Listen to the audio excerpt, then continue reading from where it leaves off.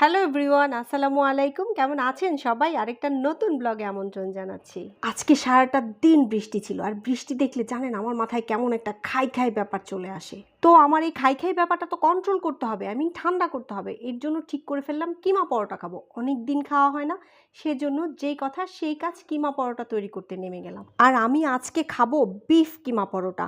আপনারা চাইলে এটা চিকেন কিংবা মাটন দিয়েও করতে পারেন, তবে আমার কাছে বিফটাই বেস্ট লাগে। আচ্ছা শুনেন না, পরোটা বানাতে কী কী লাগে সেটা আমি আপনাদের বলছি না, কারণ এটা আপনারা জানেন।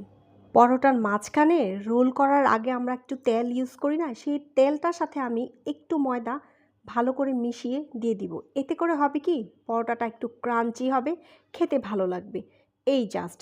আর আমি কিমাগুলো করার জন্য মাংসগুলোকে একটু ছোট ছোট করে কেটে নিয়েছিলাম, সাথে এক মুঠ পুদিনা পাতা দিয়ে দিয়েছি, আর 3-4টা কাঁচামরিচ দিয়ে দিয়েছি।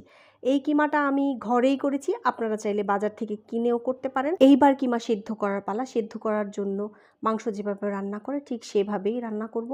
পেঁয়াজ কুচি, আদা রসুন বাটা, বেসিক যেই মশলাগুলো আছে সব কিছু দিয়ে এটাকে ভালো করে সিদ্ধ করে নেব এবং ভাজা ভাজা করে নেব, যেন কোনো পানির পরিমাণ না থাকে। আর নামানোর আগে অর্ধেকটা লেবু চিপে দিয়ে দিব, একটু গরম মশলা দিয়ে দিব, আর একটু গোলমরিচের গুঁড়া দিয়ে দিব। হয়ে গেল কিমা। ওহো! আর মাথা কাজ করে না, আপনাদের বলতে ভুলে গেছি। আমি আগে যে একটা ডো করে রেখেছিলাম না, সেই ডোটা 10-15 মিনিটের মতো সেট হওয়ার জন্য রেখে দিয়েছিলাম। এখন আমি এটাকে পরোটার আকার দেব।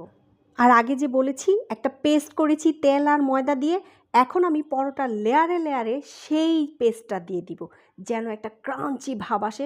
কামড় দিলেই যেন কঠিন একটা ক্রাঞ্চি সাউন্ড চলে আসে। পুর ভরা পরোটা বানানোর জন্য ছোট্ট একটা টিপ শেয়ার করি আপনাদের সাথে আজকে। একটা বেলুন আছে না, খাঁজ কাটা টাইপের, যেটা আমরা নর্মাল রুটি বানাইতে ইউজ করি, সেই বেলুনটা পুর ভরা পরোটার জন্য ইউজ করবেন না। তাতে কি হবে জানেন?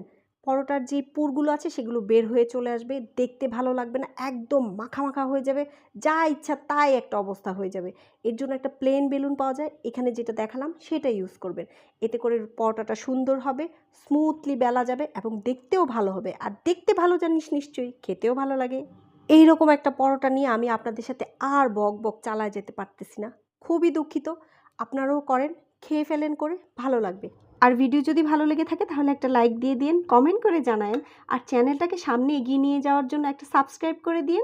কথা হবে নেক্সট ভিডিওতে, সেই পর্যন্ত বাই বাই।